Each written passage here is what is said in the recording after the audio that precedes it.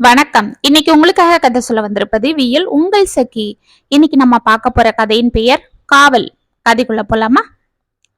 அம்மா, நான் அத்தை வீட்டுக்கு போயிட்டு வரேம்மா என்று துள்ளி குதித்து கொண்டு ஓடி வந்த தன் மகளை பிடித்து நிறுத்திய கோதாவரி கையில் இருந்த டிஃபன் பாக்ஸை அவளிடம் கொடுத்தாள். இந்தா, இத அத்தை கிட்ட கொடுத்துட்டு. என்னம்மா இது? புளியோதரடி. காலையில நம்ம வீட்டுல சாப்பிட்டியே, அதுதான். உங்க அத்தைக்கு பிடிக்கும், கொண்டு போய் கொடு. அத பாரு, அத்தை வீட்டுக்கு போனதும் உள்ளேதான் சௌமியா கிட்ட உட்காந்து விளையாடிக்கணும், வெளியில எங்கேயும் சுத்தக்கூடாது. சரிம்மா என்று திரும்பியவளை மீண்டும் கையை பிடித்து இழுத்த கோதாவரி, ஏய் பறக்க வெட்டி, இரு, எங்க ஓடுற? பாபு எங்க? அவனை கூட்டிட்டு போ. பாபு என்று அவனை அழைத்து கொண்டு வெளியே எட்டி பார்த்தாள். அம்மா, என்னம்மா, எதுக்குமா அவனை என் கூட அனுப்புறீங்க? ஏய், இதோ பாரு, நீ தனியாலாம் வெளியில போக கூடாது. ஏம்மா? பேசாம இரு, பொம்பளை பொண்ணு, இப்பவோ அப்போன்னு உட்கார்ற மாதிரி இருக்கிற. உன்னை தனியா அனுப்பிட்டு நான் வயிற்றுல நெருப்ப கட்டிட்டு இருக்கணுமா? அம்மா, இதோ இருக்கு அத்தை வீடு பக்கத்து தெருவுல, இதுக்கு எதுக்கு எனக்கு தோண? அதுவும் அந்த குட்டி பிசாசு அவன் ஒரு ஆளுன்னு எனக்கு காவல் அனுப்புறீங்க. அவன் ரோட்ல எல்லாம் என்னை எங்கேயும் திரும்பி கூட பார்க்க விடுறது இல்ல. என்னை மிரட்டிக்கிட்ட வர்றாம்மா. அவன் எனக்கு தம்பியா இல்ல அண்ணனான்னு தெரியல. எல்லாரும் பார்த்து சிரிக்கிறாங்கம்மா. எனக்கு அசிங்கமா இருக்கு என்று சலித்து கொண்டாள் லதா. இதோ பாரு, அதெல்லாம் உனக்கு சொன்னா புரியாது, பேசாம இரு. ஆமா, இது ஒண்ணு சொல்லிடுங்க. ஸ்கூலுக்கு போறதுல இருந்து அத்தை வீட்டுக்கு விளையாட போற வரைக்கும் எனக்கு ஒரு காவல். ஸ்கூலுக்கு போனா அப்பா கூட தான் போகணும், ஆத்தங்கரைக்கு தண்ணி எடுக்க போனா தம்பி கூட தான் போகணும். எனக்குன்னு சுதந்திரமே இல்லையா என்று மனதில் புலம்பிக் கொண்டு வெளியே சென்றாள். டிஃபன் பாக்ஸை எடுத்துக்கொண்டு முன்னால் நடந்து கொண்டிருந்த லதாவின் பின்னால் டயரை ஓட்டி கொண்டு வந்த அவளது தம்பி பாபுவிற்கு தனது அக்காவிற்கு காவலுக்கு செல்வது ஏதோ பெரிய அதிகாரி பொறுப்பை பார்ப்பது போன்ற கர்வம் இருந்தது. ஏ அக்கா, என்ன இவ்வளவு மெதுவா நடக்கிற? சீக்கிரம் நட, எனக்கு நேரமாகுது. கோபத்தின் உச்சில் இருந்த லதாவிற்கு அவன் கூறிய வார்த்தைகள் எரிச்சலை ஏற்படுத்தியது. ஏய், என்னடா என்னோ பெரிய இவனாட்டம் எந்த ஆபீஸ்ல போய் கையெழுத்து போட போற? இப்படி பறக்கிற? பேசாம வாடா. போதும் போ. தினமும் உன் கூட இப்படி உனக்கு காவலுக்கு வர்றது, நான் போய் என் ஃப்ரெண்ட்ஸுங்க கூட கோலி விளையாடினா 4 பல்பம் மது ஜெயிச்சிடுவேன். நானா உன்னை வர சொன்னேன்? போடா என்று அவனை துரத்தினாள். இதோ பாரு, என்னை இப்படி அடிச்ச அப்புறம் நேரா போய் அம்மா கிட்ட சொல்லிடுவேன். அப்புறம் அம்மா உன்னை அத்தை வீட்டுக்கு அனுப்பவே மாட்டாங்க பாரு என்று அவன் கூறியதும் லதாவிற்கு தூக்கி வாரி போட்டது. அடக்கடவுளே, இந்த வாள் அம்மா கிட்ட போய் சொன்னாலும் சொல்லிடுவான். அப்புறம் அம்மா அவ்வளவுதான், வெளியிலயே அனுப்ப மாட்டாங்க. எதுக்கு வம்பு? பேசாம இந்த குட்டி சாத்தான் என்ன சொல்றானோ சொல்லிட்டு போறான்னு பேசாம இருந்துடலாம். இவனை நைஸ் பண்ணாதான் நாம தினமும் அத்தை வீட்டுக்கு போய் விளையாட முடியும் என்று அவனிடம் ஓடி வந்தவள், டே, நீ என் செல்ல தம்பி இல்ல, நான் உனக்கு பட்டர் பிஸ்கட்டும் தேன் மிட்டாயும் வாங்கி தரேன்டா. அம்மா கிட்ட எதுவும் சொல்லாதடா என்று அவன் கன்னத்தை பிடித்து கொண்டாள். சரி, அதோ நம்ம பாய் கடை வருது பாரு, வா வந்து வாங்கி கொடு, அப்பதான் நான் சொல்ல மாட்டேன் என்று அந்த கடையின் உள்ளே நுழைந்தான். அப்பா கொடுத்த காசெல்லாம் சேர்த்து வச்சு இன்னைக்கு சௌமியா கூட சேர்ந்து மாங்காய் வத்தலும் மிச்சர் பொட்டலமும் வாங்கி கூட்டாஞ்சோறு சமைக்கலான்னு இருந்தேன். இப்ப இந்த பிசாசை எல்லாம் வாங்கி சாப்பிட போகுது என்று மனதில் புலம்பிக் கொண்டே சென்றாள். இப்படியே லதாவை பொத்தி பொத்தி வளர்த்த அவளது பெற்றோர்கள் அவள் பள்ளி படிப்பை முடித்ததும் ஸ்ரீரங்கத்தில் இருக்கும் தனது தூரத்து சொந்தமான வாசுவிற்கு திருமணம் செய்து கொடுத்தனர். வாசு ஸ்ரீரங்கத்தில் கோவிலின் அருகே பூஜை பொருட்கள் வியாபாரம் செய்து கொண்டிருக்க அவனது வருமானம் மட்டுமே அந்த குடும்பத்திற்கு ஆதாரமாக இருந்தது. வீட்டிற்கு மூத்த பிள்ளை என்பதால் அவனுக்கு பொறுப்புகள் அதிகமாக இருக்க அவனுக்கு கேளிக்கைகள் அவ்வளவாக நாட்டம் இல்லாமல் இருந்தது. வியாபாரம், வீடு, வருமானம் இது மட்டுமே உலகில் இருப்பதாக அவன் ஓடிக்கொண்டிருந்தான். தகப்பன் இல்லாத குடும்பத்தில் தலைவனாக இருந்த வாசுவிற்கு 2 தம்பிகளும் ஒரு தங்கையும் இருந்தனர். தாய் கொஞ்ச நாட்களாக உடல்நிலை சரியில்லாமல் இருக்க தனது தம்பி தங்கைகளையும் தனது தாயையும் கவனித்துக் கொள்ள வீட்டில் ஆள் தேவை என்பதால் திருமணத்திற்கு சம்மதித்த வாசு லதாவை பார்த்ததும் உடனே தலையை ஆட்டினான். லதாவும் வீட்டிற்கு வந்ததிலிருந்து அனைத்தையும் பொறுப்பேற்று குடும்பத்தை சீராக நடத்தி வந்தாலும் அவளது பொறுப்பையும் பொறுமையையும் வாசு ஒரு நாள் கூட வாய் திறந்து பாராட்டவில்லை. இதற்கு காரணம் அவளது அழகிய உடற்கட்டும் முக சௌந்தரியமே. வாசு என்னதான் வெளியில் அனைவரிடமும் பழகி கொண்டு வியாபாரத்தை திறமையால் அதை பெரிதாகி கொண்டிருந்தாலும் தனது மனதை மட்டும் மிக குறுகியதாகவே வைத்திருந்தான். லதாவின் அழகை கண்டு பயந்த அவனுக்கு அவள் பேரில் சந்தேகம் இருந்து கொண்டிருந்தது. நாளடைவில் அது பெரிதாகி கொண்டே செல்ல அவளை எங்கும் வழியில் அழைத்து செல்லாமலும் வீட்டில் கூட அக்கம் பக்கத்தினரிடம் பேசக்கூட அனுமதிக்காமலும் வைத்திருந்தான். எப்பொழுதாவது தனது தாய் வீட்டிற்கு செல்ல வேண்டும் என்றாலும் அவனே கொண்டு வந்து விடுவதும், மீண்டும் வரும்போது அவளது தம்பி அல்லது அப்பாவோடுதான் வர வேண்டும் என்று கண்டிஷன் போடுவதும், இல்லை என்றால் அம்மா வீட்டிற்கு செல்லக்கூடாது என்று சொல்வதும் லதாவிற்கு மனதில் சோர்வை ஏற்படுத்தி கொண்டிருந்தது. திருமணத்திற்கு முன்பு தனது தகப்பன் தம்பியின் காவலில் இருந்து தப்பியவளுக்கு இங்கு பெரிய காவலாக கணவன் போடுவது அவளுக்கு சித்திரவதையாக இருந்தது.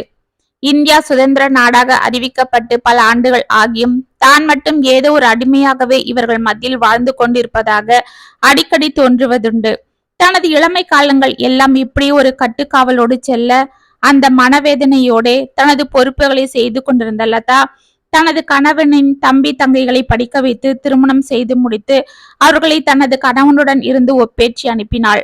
இதற்குள் தனது மாமியார் காலமாக அவளுக்கும் 2 ஆண் பிள்ளைகளும் ஒரு பெண் பிள்ளையும் பிறந்தனர். இந்த அடிமை வாழ்க்கையிலிருந்து அவளுக்கு சற்று ஆறுதல் அளித்தது தனது பிள்ளைகளின் வரவே. தனது 2 மகன்களான சதீஷையும் பிரகாஷையும் கண்ணுக்குள் வைத்து வளர்த்து வந்த லதாவிற்கு தனது இளைய மகள் குமாரி உயிராக இருந்தாள்.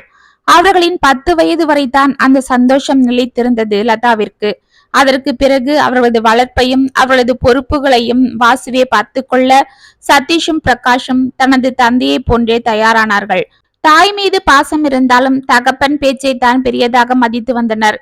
தாய் வீட்டில் சமைப்பதற்கும் தங்களுக்கு சேவை செய்வதற்குமே என்று அவர்கள் மனதில் ஆணித்தரமாக பதிந்தது. அப்பொழுதெல்லாம் அவளுக்கு ஆறுதலாக இருந்தது தனது மகள் குமாரியே. பெரியவன் சதீஷ் தனது தந்தையின் தொழிலை கையில் எடுத்துக்கொள்ள சிறியவன் பிரகாஷ் பிஎஸ்சி பிஎட் முடித்து பள்ளியில் ஆசிரியர் பணியில் சேர்ந்தான். இருவருக்கும் நல்ல வருமானம் வந்து கொண்டிருக்க வாசு தனது விருப்பம் போலும் பிள்ளைகளின் ஆசைப்படியும் பெண் பார்த்து இருவருக்கும் திருமணத்தை நடத்த லதாவின் விருப்பத்திற்கு அங்கு யாரும் செவி சாய்க்கவில்லை. வருடங்கள் இப்படி உருண்டோட லதா இப்பொழுது தனது கணவன் பிள்ளைகளுக்கு செய்து கொண்டிருந்த சேவையை மருமகள்களுக்கும் புதிதாக பிறந்த தனது பேரன் பேத்திகளுக்கும் தொடர்ந்து செய்ய அவள் உடலும் சோர்ந்து போக ஆரம்பித்தது. இதற்கிடையில் குமாரி கல்லூரி படிப்பை முடிக்க அவள் தனதுடன் படித்து வந்த சேகரை காதல் செய்வதாக வீட்டில் சொல்லினாள். அன்று வீடு 2 ஆகியது. லதா எவ்வளவோ தனது மகளுக்காக பரிந்து பேசி அவர்களை சமாதானம் செய்தாலும் அவர்களது பிடிவாதம் தளராததால் குமாரி இரவோடு இரவாக தனது காதலனோடு ஓடி சென்று திருமணம் செய்து கொண்டாள். இந்த அதிர்ச்சியில் அனைவரும் ஆடிப்போக வாசு பக்கவாதம் வந்து படுத்த படுக்கையானான். 1 வருடம் தனது கணவனுக்கு அனைத்துமாகி சேவை செய்து கொண்டிருந்த லதாவிற்கு மனதில் ஏகப்பட்ட ரணங்கள். 1 வருடத்தில் வாசும் காலமாக தனது தந்தையின் சாவிற்கு வந்த குமாரியை அவளது அண்ணன்களும் அண்ணிகளும் வெறுத்தனர். ஆனால் தனது கணவன் இறந்த சோகத்தை விட லதாவிற்கு தனது மகளை பார்த்துவிட்ட சந்தோஷமே அதிகமாக இருந்தது. 10 நாட்கள் அனைத்தும் முடிந்து வந்திருந்த சொந்தங்கள் அனைவரும் கிளம்ப குமாரி தனது தாயை தன்னோடு வந்து சென்னையில் இருக்கும்படி அழைத்து கொண்டிருந்தாள். லதாவிற்கும் அவளோடு செல்ல ஆசை தோன்ற அன்று தனது மகன்களை அழைத்து தனது ஆசையை கூறினாள். அத்தை, இதோ பாருங்க, உங்க பையன் கடைக்கு போயிடுறாரு. உங்க சின்ன பையனும் மருமகளும் வேலைக்கு போயிடுறாங்க. ஏதோ நீங்க வீட்டுல இருக்கிறதாலதான் அப்படி எனக்கு கொஞ்சம் ஒத்தாசையா இருக்கு. இல்ல இந்த பசங்களை வச்சுக்கிட்டு வீட்டுல நானே எல்லாம் செய்யணும்னா என்னால முடியாது. இப்ப என்னடான்னா நீங்க பாட்டுக்கு உங்க பொண்ணை பார்த்ததும் அவ கூட போக போறேன்னு சொன்னா எப்படி என்று சலித்து கொண்டாள் பெரிய மருமகள் கனகா. கனகா, அதுக்கு இல்லம்மா, நம்ம குமாரியும் முழுகாம இருக்கா. அவளுக்கு கல்யாணம் தான் நம்ம பண்ணி வைக்கல. இப்ப பிரசவத்தையும் பசங்க பார்க்க மாட்டேன்டானுங்க. அதுக்குள்ள உங்க மாமனாரும் போயிட்டாரு. அதனாலதான் நானாவது அங்க போய் அவ கூட குழந்தை பிறக்க வரைக்கும் இருந்துட்டு வரலான்னு இருக்கேன் என்றாள் லதா அமைதியாக. ஆமா, இந்த ஓடுகளி ஒழுங்கா நம்ம சொல்ற பையனை பார்த்து கட்டிட்டு இருந்தா பிரசவம் என்ன, காது குத்து கல்யாணம்னு நம்ம எல்லாம் தான் செஞ்சிருப்போம். ஆனா இவ பண்ண வேலைக்கு என்று பல்லை கடித்து கொண்டு குமாரியை முறைத்தான் பிரகாஷ். அவள் அமைதியாக தலையை குனிந்து கொள்ள, சரிப்பா, அது எப்போ முடிஞ்ச கதை, அதே இன்னும் எத்தனை நாளைக்கு தான் பேசிக்கிட்டு என்று லதா கூற வாயெடுக்க, ஏங்க நீங்க பேசாம இருங்க. உங்க அம்மாக்கு 1000 தான் இருந்தாலும் உங்க செல்ல பொண்ணும் பெரியவரும் தான் வசதி. நாளைக்கு அவன் தான் கொல்லி போட போறான்னு அவங்களதான் தலையில தூக்கி வச்சுப்பாங்க என்றாள் சிறிய மருமகள் துர்கா. ஏய், என்ன வார்த்தை தடிக்குது, பார்த்து பேசு. நாங்க ஒன்னும் உங்களுக்கு வசதி இல்ல. அப்பா வியாபாரத்தை அவர் கையில எடுத்ததால வீட்டுக்கு மூத்த பையன்னு எல்லாம் எங்க தலையில தான் அரைக்கிறாங்க. உங்களுக்கு என்ன, 2 பேரும் கவர்மெண்ட் வேலை பாக்குறவங்க, மாசமான சொலையா வருமானம். ஆனா எல்லாத்துக்கும் எங்களை தானே செய்ய சொல்றாங்க. இப்ப கூட பாரு, நான் ஒத்த புள்ளைய பெத்து வச்சிருக்கேன், நீ 2 புள்ளைய பெத்து போட்டுட்டு ஹாயா வேலைக்கு போயிடுற. அதுங்களை அப்படியே கீழே விடாம தாங்குறது யாரு? அவங்க தானே. இதுவே என் புள்ளைய இப்படி ஒரு நாளாவது பாத்திருப்பாங்களா என்றாள் கனகா. ஏம்மா அப்படி பேசுற? உன் பொண்ணும் எனக்கு பேத்தி தானே, அவளை மட்டும் நான் பாக்கலையா? சொல்லு. என் பேர பசங்க எல்லாருக்கும் சரிசமமா தானே நான் செய்யறேன் என்றாள் லதா. அம்மா போதும்மா, எதுக்கு வீணா பேசிக்கிட்டு? இந்த பிரச்சனை எல்லாம் வேண்டான்னு தான் நான் ஒரு யோசனை பண்ணிருக்கேன். பேசாம நாங்க தண்ணி கொடுத்துன போயிடுறோம் என்றான் பிரகாஷ். ஏய், என்னப்பா சொல்ற என்றாள் லதா குரல் கம்ம. அண்ணா, என்னண்ணா இது? நான் வேணா அம்மாவை எங்க வீட்டுக்கு கூட்டிட்டு போகல, அவங்க இங்கேயே இருக்கட்டும். நான் இனிமே இங்க வரவே மாட்டேன். தயவு செஞ்சு நீங்க தனியா போயிடாதீங்க. உங்களுக்கே தெரியும் பசங்க பேர்ல அம்மா எவ்வளவு பாசம் வச்சிட்டு இருக்காங்கன்னு. இப்படி ஆளுக்கு ஒரு திசையா போயிட்டா பாவம் அம்மாவை யாரு பாப்பா?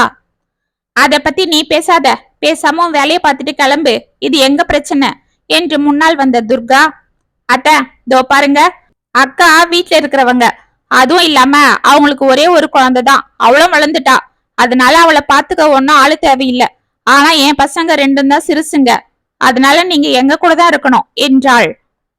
ஏன் நாங்க மட்டும் என்ன என்று கனகா சண்டைக்கு வர பிரச்சனை பெரிதாக வெடித்தது. குமாரி தனது தாயை பார்த்து அழுது கொண்டே, அம்மா, உங்களை அவங்க பங்கு போட ஆரம்பிச்சிட்டாங்க. அவங்க பங்கு போட நினைக்கிறது உங்க பாசத்தை இல்ல, உங்க உழைப்ப. இனி இவங்க சண்டையில என் பாசம் எடுப்படாது. என்ன அவங்க கூட்டு சேர்த்துக்கவும் மாட்டாங்க. எங்க ஒன்னா இருந்தா நம்ம தங்க பிரசவத்தை நாம பார்க்க வேண்டி வருமோன்னு தனித்தனியா போக ஏற்பாடு பண்ணிட்டாங்க. இப்ப நான் பார்க்க மாட்டேன், நீயே பாருன்னு 2 பேரும் ஏதோ காரணம் சொல்லி தப்பிச்சுக்கலாம் பாருங்க, அதுக்குதான் என்றாள். அம்மாடி, இவங்க இப்படிதான் நடந்துப்பாங்கன்னு எனக்கு ஏற்கனவே தெரியுமா. அதனால தான் நானே உன் கூட வந்து உங்க வீட்டுல இருக்கலான்னு நினைச்சேன். ஆனா அதுக்குள்ள பிரச்சனை இப்படி ஆயிடுச்சு என்று கண்களை துடைத்து கொண்ட லதா தனது கழுத்தில் இருந்த செயின், கையில இருந்த வளையல்களை கழட்டி அவளுக்கு போட்டு விட்டாள். அம்மா, என்னம்மா இதெல்லாம்?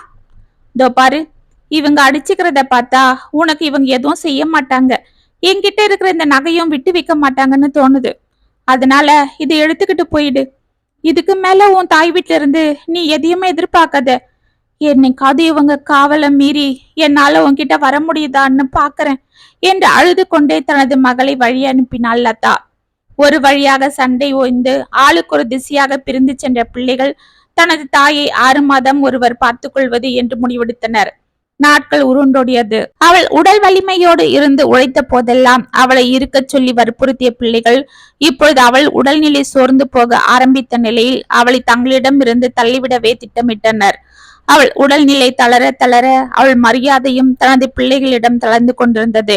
இப்படியே நாட்கள் உருண்டோட லதா இப்பொழுதெல்லாம் மிகவும் களைப்பாகவே காணப்பட்டாள். என்ன அத்த, எப்ப பாரு இப்படி படுத்துக்கிட்டே இருந்தா எப்படி?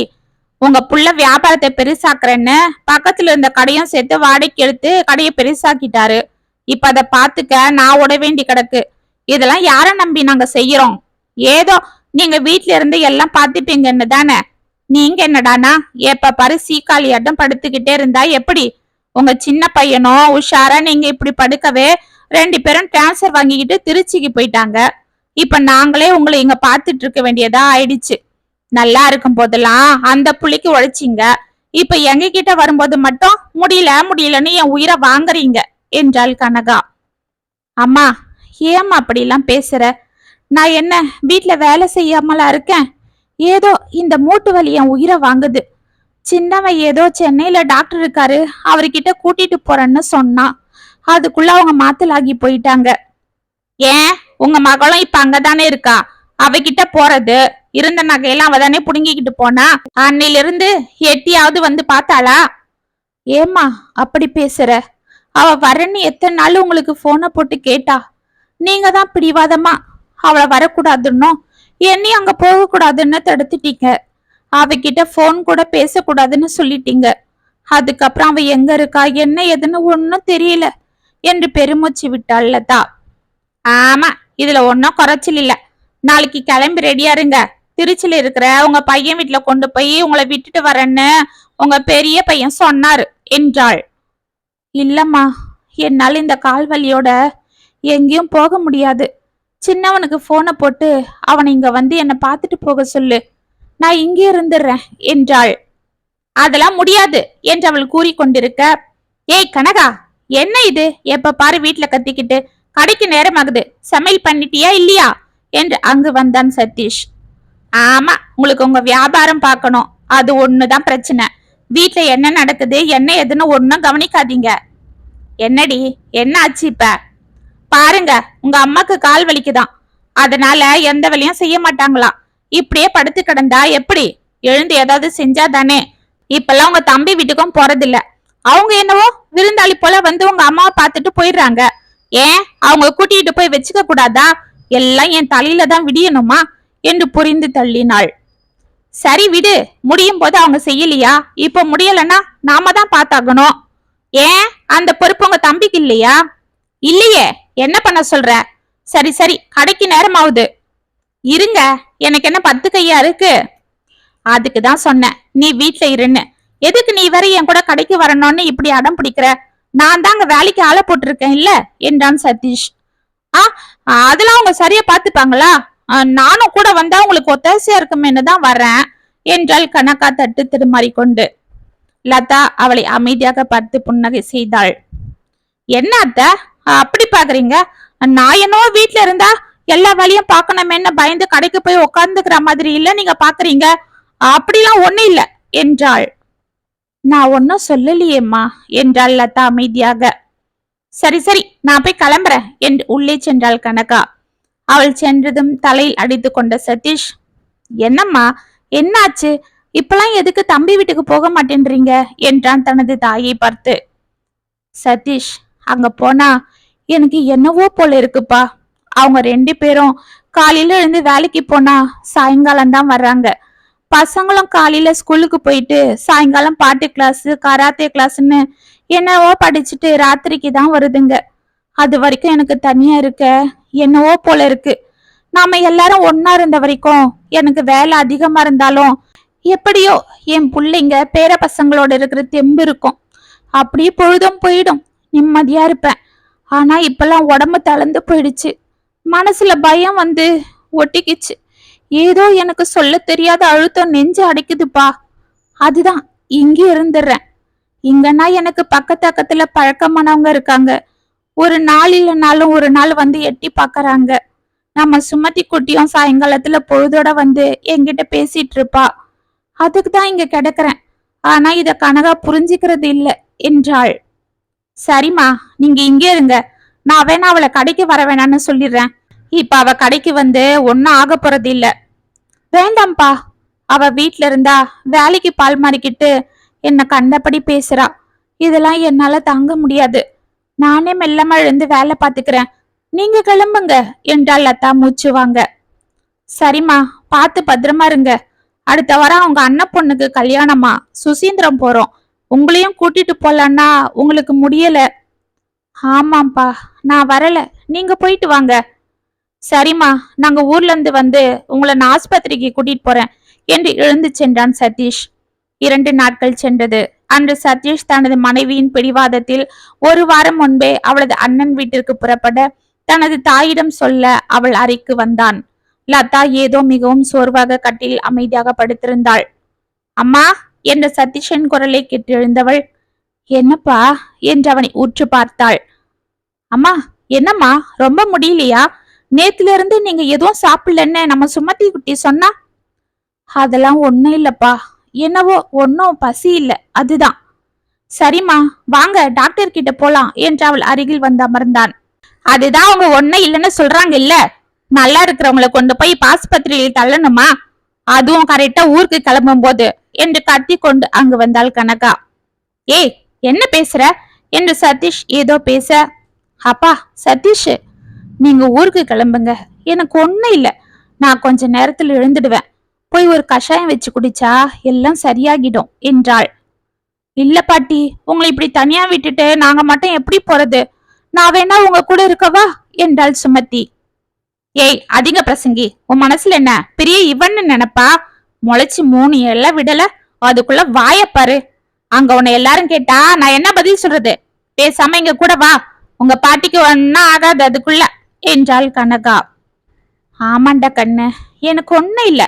சித்தப்பா கூட நாளைக்கு வந்து என்ன பாக்குறேன்னு போன் போட்டான். அவங்க வந்துடுவாங்க, நீ பயப்படாத என்று தனது பேத்தி வாரி அணைத்தாள் லதா. சரி வாங்க போலாம், பஸ்ஸுக்கு நேரம் ஆகுது. எங்க அம்மா வேற கிளம்பியாச்சான்னு காலையில இருந்து போனை போட்டுக்கிட்டே இருக்காங்க. இங்க என்னடானா நீங்க உங்க அம்மா கிட்ட உட்காந்து கொஞ்சிட்டு இருக்கீங்க என்றாள் கனகா. அவளை சதீஷ் முறைக்க, சதீஷ் ஊருக்கு போகும்போது எதுக்கு பிரச்சனை பண்ணிக்கிட்டு, பேசாம கிளம்பு, நான் பாத்துக்கிறேன். சரிம்மா, பார்த்து பத்திரமா இருங்க என்று அரைகுறை மனதோடு எழுந்து கொண்டான் சதீஷ். சுமதி தனது பாட்டியை பார்த்து லேசாக விம்ம அவள் தலையில் இடித்து அவளை அழைத்து கொண்டு வெளியே சென்றாள் கனகா. அப்ப நான் வரம்மா என்று திரும்பிய தனது மகனின் கையை பிடித்து கொண்ட லதா மெதுவாக அவனை அருகில் அழைத்தாள். என்னம்மா என்று அவள் அருகில் சென்று அமர்ந்தான் சதீஷ். சதீஷ், நம்ம குமாரிய பார்க்கணும்னு மனசு கடந்து ஒரு வாரமா அடிச்சுக்குதுப்பா. அவ முகம் என் கண்ணிலேயே நிக்குது. தயவு செஞ்சு அவ போன் நம்பரை கண்டுபிடிச்சு அவளை வந்து என்ன ஒரு எட்டு பார்த்துட்டு போக சொல்லுப்பா. அடுத்த ஜென்மத்துல நீங்க எல்லாரும் இந்த வயித்துல இதே போல ஒன்னாவா பிறக்க போறீங்க. இந்த அம்மாவோட கடைசி ஆசையா கூட இதை வச்சுக்க கண்ணு என்றாள் தேம்பிக் கொண்டு. அம்மா, என்னம்மா இது? எனக்கும் அவளை பார்க்கணும்னு தான் இருக்கு. ஆனா இந்த ராட்சசிக்கு தான் அவ வர்றது பிடிக்காதே. அவளுக்கு வேற நீங்க நகையை கொடுத்து அனுப்புனது ஒரு சாக்கா போயிடுச்சு. எங்க அவ வந்தா எதனா செய்யணுமோன்னு அந்த துர்காவை இவளும் பேசி வச்சு அவளை இங்க கூட்டிட்டு வராம செய்யறாளுங்க. இதுல நான் என்ன பண்றது? சரிம்மா, இருந்தாலும் நான் முயற்சி பண்றேன். ஊருக்கு போயிட்டு வந்து முதல்ல உங்க உடம்ப பார்த்துட்டு அப்புறம் அவளை வரவைக்கு ஏற்பாடு பண்றேன் என்றான். லதாவின் முகத்தில் லேசாக புன்னகை அரும்பியது. 2 நாட்கள் சென்றது. கால்வலி அவளை ஒரு புறம் பாடைப்படுத்தி கொண்டிருக்க நின்று சமைக்க கூட தெம்பில்லாமல் அவள் படுத்தே கிடந்தாள். உடல் மிகவும் களைத்து போனது. அடிக்கடி நெஞ்சில் சுருக் சுருக்கென்று வலி ஏற்பட்டது. பிரகாஷ் வருவான் என்று எதிர்பார்த்தவளுக்கு ஏமாற்றமே மிஞ்ச அவனுக்கு போன் செய்தாலும் எந்த பலனும் இல்லை என்று அமைதியாக இருந்தாள். ஊருக்கு சென்று 2 முறை சதீஷ் போன் செய்து அவள் உடலை பற்றி விசாரிக்க, பின்னர் கல்யாண வேலையில் பிஸியான அவன் தனது தாய்க்கு போன் செய்ய மறந்தான். 3 நாட்கள் சென்றது. பக்கத்து வீட்டு ரேவதி அவ்வப்போது லதாவை வந்து பார்த்து விட்டும் அவளிடம் சற்று நேரம் பேசிவிட்டும் சென்று கொண்டிருப்பது வழக்கம். ஆனால் ஒரு வாரமாக அவளும் தனது மகள் வீட்டிற்கு சென்றிருக்க லதா மிகவும் தனிமையில் வாடினாள். அன்று காலையில் இருந்து நெஞ்சில் வலி அதிகமாக இருக்க காலும் அசைக்க முடியாமல் இருந்தது. தண்ணீர் தாகம் வாட்டி கொண்டிருக்க மெதுவாக எழுந்திருக்க முயற்சி செய்த லதா தொப்பென கீழே விழுந்தாள். அந்த அதிர்ச்சியில் அவள் நெஞ்சு வேகமாக அடித்து கொள்ள அவளுக்கு மூச்சு வாங்க ஆரம்பித்தது. மெதுவாக கீழே சாய்ந்தாள். அவள் நினைவுகள் எங்கெங்கோ சென்றது. சின்ன வயசுல நான் தெம்பா இருக்கும் போதெல்லாம் எனக்கு காவலும் கட்டுப்பாடும் இருந்தது. இப்ப நான் முடியாம படுத்திருக்கும் போது, இப்ப உண்மையா எனக்கு ஒரு துணை தேவைப்படும் போது அந்த காவல்லாம் எங்க போச்சு? சிறகுடிஞ்ச கிளியா தவிக்கிறேனே. ஒரு வாய் தண்ணி எடுத்து குடிக்க முடியாம கிடக்கிறேனே. 3 பிள்ளைங்களை பெத்தேன். 2 மருமகங்க, பேரன் பேத்தின்னு எல்லாருக்கும் தான் எல்லாம் செஞ்சேன். சின்ன வயசுல என் ஆசையெல்லாம் அடக்கி என்னை அடிமையா வச்சு மாடு மாதிரி புழிஞ்ச என் புருஷனும் என்னை கடைசி வரைக்கும் புரிஞ்சிக்காம என் உழைப்ப மட்டும்தான் வாங்கிக்கிட்டு போனாரு. என் மருமகளுங்களும் அப்படிதான். நான் தெம்பா இருக்கிற வரைக்கும் என் உழைப்ப வாங்கிக்கிட்டு நான் முடியாம படுத்ததும் என்ன அங்க போ இங்க போன்னு பந்தர்றாங்க. உடம்பு முடியாம கிடக்கிற தாய வந்து பாக்கணும்னு கூட சின்னவனுக்கு தோணல. பெரியவனை என் கூட இருக்க விடாம என் மருமக இழுத்துக்கிட்டு போயிட்டா. என் பொண்ண இங்க வரவே கூடாதுன்னு கண்டிஷன் போடுறாங்க என் மருமகளுங்க. இப்ப நான் ஒரு அனாதையாட்டம் கிடக்குறேன். எல்லாரும் இருந்தோம் நான் தனியா தான் தவிக்கிறேன். நான் நல்லா இருந்த வரைக்கும், நான் தெம்பா ஒழிச்ச வரைக்கும் என்னை பொத்தி பொத்தி காவல் காத்தவங்க இன்னைக்கு என் கை கால் ஒஞ்சதும் என்னை விட்டுட்டு போயிட்டாங்க. என்ன பாரமா நினைக்கிறாங்க. இனி இந்த உடம்புல எதுக்கு இந்த உயிர் தங்கணும்? என் இறைவா, போதும். இந்த உலகத்துல நான் பட்டதெல்லாம் போதும். என்னை உன் பாதத்திலேயே சேர்த்துக்க. அங்கேயாவது நான் என் இஷ்டம் போல உன்கிட்ட சுதந்திரமா எந்த கட்டுக்காவலும் இல்லாம இருக்கேன் என்று ஜன்னலில் தெரிந்த கோவில் கோபுரத்தை கையெடுத்து வணங்கினாள். சற்று நேரத்தில் அவள் கரங்கள் சாய்ந்தன. கோவிலில் டாங் டாங் என்ற மணி ஓசை கேட்டது.